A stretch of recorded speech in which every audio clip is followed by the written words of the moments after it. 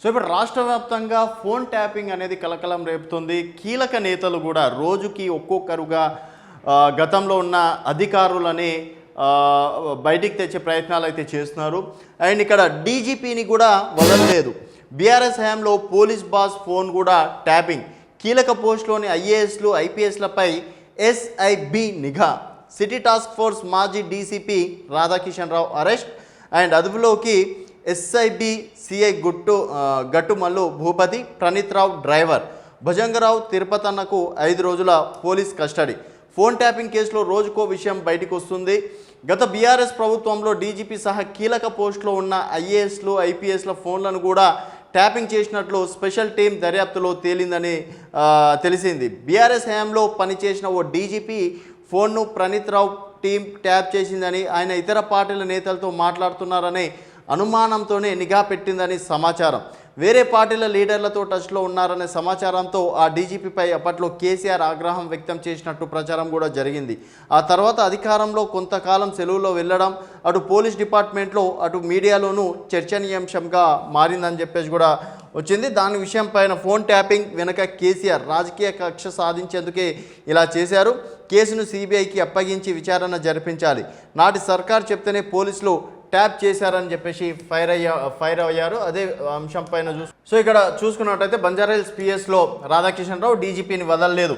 అయితే అనారోగ్యం కారణంగానే తను సెలవుల్లో వెళ్ళానని ఆ డీజీపీ అప్పట్లో వెల్లడించారు. కానీ దానికి అసలు కారణం ఫోన్ ట్యాపింగ్ వ్యవహారం అని ఇప్పుడు డిపార్ట్మెంట్లో చర్చ జరుగుతున్నది. కాగా ప్రతిపక్ష నేతలతో పాటు వ్యాపారవేత్తలు, సినీ ప్రముఖులు, మీడియా సంస్థల చైర్మన్లు ఫోన్లను ట్యాపింగ్ చేసినట్టు స్పెషల్ టీం ఇప్పటికే ఆధారాలు సేకరించింది. ఇప్పుడు తాజాగా ఐఏఎస్ ఐపీఎస్ల ఫోన్లను కూడా ట్యాపింగ్ చేసినట్టు కూడా తెలుసుకుంది. ఇలా ప్రతి అధికారి కదలికను తెలుసుకుంటూ తమ పనులకు ఎలాంటి ఆటంకాలు లేకుండా గత ప్రభుత్వం సీక్రెట్ ఆపరేషన్ నిర్వహించినట్టు సమాచారం. ఒకరు అరెస్ట్, అదుపులో 2. ఈ కేసులో ప్రణీత్ రావు ఇచ్చిన స్టేట్మెంట్ ఆధారంగా సిటీ టాస్క్ ఫోర్స్ మాజీ డీసీపీ రాధాకిషన్ రావుని స్పెషల్ టీం అరెస్ట్ చేసింది. అలాగే SIB inspector Gattumallu Bhupathi, Praneeth Rao car డ్రైవర్ను కూడా గురువారం అదుపులోకి తీసుకుంది. వాళ్ళను బంజారాహిల్స్ పోలీస్ స్టేషన్లో west zone DCP Vijay Kumar ఆధ్వర్యంలో విచారిస్తున్నారు. ప్రణీత్ రావు టీం ద్వారా టాస్క్ ఫోర్స్ డిపార్ట్మెంట్కు అందిన సమాచారం వివరాలను సేకరిస్తున్నారు. అలాగే ఎస్ఐబిలో గట్టుమల్లు భూపతిని నిర్వహించిన విధులపై ఆరా తీస్తున్నారు. వీరిద్దరూ ప్రణీత్ రావు, భుజంగరావు తిరుపతన్నలతో కలిసి నిర్వహించిన ఆపరేషన్ వివరాలు రాబడుతున్నారు. వారికి ఇచ్చిన సమాచారంతో స్టేట్మెంట్ రికార్డ్ చేశారు. శుక్రవారం కోర్టుకు సెలవు కావడంతో కోంపల్లిలోని న్యాయమూర్తి ఇంట్లో వాళ్ళను హాజరుపరిచేందుకు పోలీసులు ఏర్పాటు చేస్తున్నారు. వీరిద్దరిని కస్టడీకి తీసుకునేందుకు శనివారం లేదా సోమవారం నాంపల్లి కోర్టులో పిటిషన్ దాఖలు చేసే అవకాశం ఉంది. కాగా 2017లో సిటీ టాస్క్ ఫోర్స్ డీసీపీగా రాధాకిషన్ను బాధ్యతలు చేపట్టారు. ఆయన రిటైర్డ్ అయిన తర్వాత ఓఎస్డి ఆఫీసర్ ఆన్ స్పెషల్ డ్యూటీగా అప్పటి సీఎం కేసీఆర్ నియమించారు. దీంతో ఓఎస్డి హోదాలో దాదాపు 5 ఏళ్ల పాటు టాస్క్ ఫోర్స్లో రాధాకిషన్ రావు పనిచేశారు. ఈ క్రమంలో ఎస్ఐబి మాజీ చీఫ్ ప్రభాకర్తో కలిసి ఆపరేషన్ నిర్వహించారు. ఎస్ఐబి నుంచి అందిన సమాచారంతో హవాలా వ్యాపారులు, అక్రమంగా గుట్కా లాంటి బిజినెస్ చేసేటోళ్ళని బెదిరించి డబ్బులు వసూలు చేసినట్టు ఆరోపణలు ఉన్నాయి. అలాగే ఈ కేసులో ప్రణీత్ రావు వాళ్ళిద్దరికి పోలీస్ కస్టడీ. ఈ కేసులో ప్రణీత్ రావు సహా ఏఎస్పీ భుజంగరావు, అడిషనల్ డీసీపీ తిరుపతన్నలను స్పెషల్ టీం ఇప్పటికే అరెస్ట్ చేసింది. వీరు ముగ్గురు ప్రస్తుతం చెంచల్గూడ జైల్లో రిమాండ్లో ఉన్నారు. ఈ ముగ్గురిని 5 రోజుల పాటు కస్టడీకి ఇవ్వాలని పోలీసులు పిటిషన్ వేయగా దీనిపై నాంపల్లి కోర్టు గురువారం తీర్పు వెల్లడించింది. ప్రణీత్ రావును ఇప్పటికే వారం రోజుల కస్టడీకి ఇచ్చినందున మరోసారి కస్టడీకి ఇచ్చేందుకు కోర్టు నిరాకరించింది. భుజంగరావు తిరుపతన్నలను మాత్రం 5 రోజుల్లో పోలీస్ కస్టడీకి అనుమతిస్తూ ఆదేశాలు జారీ చేసింది. దీంతో చెంచల్గూడ జైల్లో రిమాండ్లో ఉన్న భుజంగరావు తిరుపతన్నలను పోలీసు అధికారులు శుక్రవారం కస్టడీలోకి తీసుకున్నారు. వాళ్ళని బంజారాహిల్స్ పిఎస్కి తరలించనున్నారు. ఫోన్ ట్యాపింగ్ చేసి ఆడియోలు బయట పెట్టారు. ట్యాపింగ్ జరిగినట్టు నా వద్ద ఆధారాలున్నాయి. డీజీపీకి ఎమ్మెల్యేల కొనుగోలు నిందితుడు నందకుమార్ ఫిర్యాదు చేయడం అనేది జరిగింది. సో మొత్తానికి ఈ ట్యాపింగ్ వ్యవహారం అనేది దేశంలోనే అతిపెద్ద దేశద్రోహం కింద వీళ్ళపైన ఎవరైతే ట్యాపింగ్ చేశారో వారి వెనుక ఎవరైతే అధికారులు కావచ్చు, కీలక నాయకులు కావచ్చు, మాజీ మంత్రి అయినా సరే, మాజీ ముఖ్యమంత్రి అయినా సరే, వాళ్ళపైన యాక్షన్ తీసుకోవాలి. ఎందుకంటే ఒక్కసారికి ఈ విధంగా వదిలేస్తే ఎంతోమందికి రేపటి వచ్చే వాళ్ళు కూడా ఈ విధంగానే ట్యాపింగ్ చేశారు.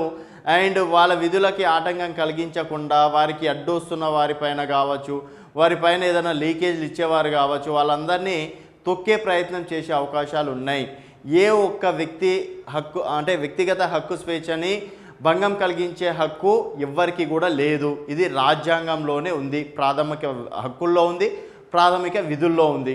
అట్లాంటప్పుడు ఒక వ్యక్తి ఏం పర్సనల్గా మాట్లాడుకుంటున్నారు, ఎవరు ఎక్కడ కలుసుకుంటున్నారు, ఆయన ఎంత సంపాదిస్తున్నారు, ఆయన ఏం డీలింగ్ చేస్తున్నాడు, అక్కడ ఎన్ని ఎకరాలు కొంటుండు, వీళ్ళిద్దరు సుఖంగా ఉన్నారా, ఈ సినిమా హీరోయిన్ అంటే లోటుబాట్లు ఏమున్నాయి, ఆమెను లొంగుపరుచుకోవడానికి ఎలాంటి ప్రయత్నాలు చేయాలి, ఈ హీరో ఎంత సంపాదిస్తుండో, ఇట్లాంటివి వీళ్ళకి ఎందుకు పొలిటికల్ నాయకులకి. అండ్ ఇదే అంశం పైన కేటీఆర్ స్వయంగా ఒప్పుకోండు, అవును మేము ఒక ఇద్దరో ముగ్గురు చేసినాం, దానికి ఇంత పెద్ద రాదంతం చేయాలా, ఇది అంతర్జాతీయ కుట్రనా అని చెప్పేసి అన్నారు. ఇది అంతర్జాతీయ కుట్ర కన్నా ఘోరం అని చెప్పేసి కూడా ఈ సందర్భంగా చెప్పుకోవచ్చు. ఎందుకంటే ఒకరి వ్యక్తిగత హక్కుని వారించే అధికారం ఎవ్వరికి కూడా లేదు. అట్లాంటప్పుడు మీరు సరే ఒకరిద్దరంటే ఏమో అనుకోవచ్చు, సరే ప్రతిపక్షంలో ఉన్నారు, లేకపోతే ఇంకేదో కారణాలు ఉన్నాయి, లేకపోతే ఆయన ఏదో స్టెప్ తీసుకోబోతున్నారు, ఇట్లాంటివి ఉంటే సరిపోతుంది. కానీ అంటే ఇంతమందిని ఈరోజు కస్టడీలోకి తీసుకుంటున్నారు. అండ్ మీ అధికారంలో ఉన్నప్పుడు డీజీపీగా చేసినటువంటి వ్యక్తి పైన కూడా మీరు ట్యాపింగ్ చేస్తే ఇంకా ఏం చేసినట్టు మీరు. అంటే ఒక నియంతలా పాలించడం కన్నా ఒక నియంత కన్నా ఘోరంగా అని చెప్పేసి కూడా ఈ సందర్భంగా చెప్పవచ్చు. సో ఇట్లాంటి పాపాలు చేసినందుకే ఈరోజు బీఆర్ఎస్ పార్టీ పని అతలాకుతలం అయిపోతుందని చెప్పేసి కూడా ఈ సందర్భంగా చెప్పుకోవచ్చు. దీన్ని సిబిఐకి అప్పగించాలని చెప్పేసి బీజేపీ నాయకులు డిమాండ్ చేస్తున్నారు. అండ్ ఫోన్ ట్యాపింగ్ విషయం పైన కూడా రఘునందన్ రావు గతంలో కూడా ఎన్నోసార్లు చెప్పడం అనేది జరిగింది. వారి కుటుంబ సభ్యుల ఫోన్ ట్యాపింగ్ కూడా జరిగినట్లు కూడా వాళ్ళు ఆరోపించారు. అండ్ నెక్స్ట్ ఎలక్షన్స్కి ప్రజల వద్దలకు వెళ్ళి మీరు చేసిన పనులేంటి, మంచి పనులేంటి, చెడ్డ పనులేంటి ఏ విధంగా నిరూపించుకోవాలి. కానీ ప్రతిపక్షం ఏం ఆయుధాలు వాడుతుంది, ప్రతిపక్షం ఎలాంటి స్పీచ్ రెడీ చేసుకుంటుంది, ప్రతిపక్షం ఎన్ని డబ్బులు పంచడానికి రెడీ అయింది, సో వాళ్ళు అట్లా చేస్తే మేము ఎట్లా చేయాలని చెప్పేసి ఇట్లాంటి దుర్మార్గమైన చర్యలు చేపట్టినందుకే ఈరోజు ప్రజలు బీఆర్ఎస్కి తగిన గుణపాఠం చెప్పారని చెప్పేసి కూడా చెప్పుకోవచ్చు.